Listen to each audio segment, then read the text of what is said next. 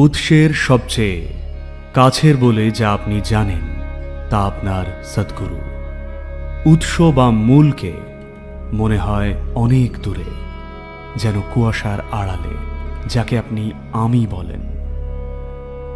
যদি নিজেকে পাশে সরিয়ে রেখে সদ্গুরুর সঙ্গে এক হতে না পারেন, সেক্ষেত্রে অন্তত ওনার পরা বসনের আঁচলটাই না হয় আঁকড়ে ধরুন। প্রতিদিন, প্রতি মুহূর্তে সদ্গুরু সম্পর্কিত অন্তত একটা কিছু সঙ্গে রাখুন। হতে পারে একটা ছবি বা একটা অনুভূতি, সাধনা, কোনো মন্ত্র বা মুখের হাসি, আনন্দ। সেটাকেই সমানে আঁকড়ে থাকুন।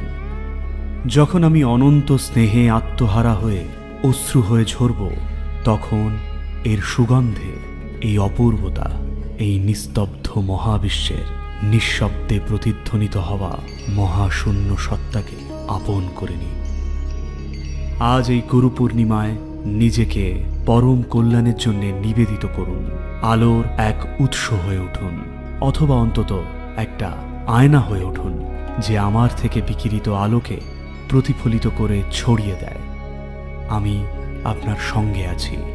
এই বিশেষ দিনে আমার আন্তরিক আশীর্বাদ আপনার সঙ্গে রইল। নমস্কার।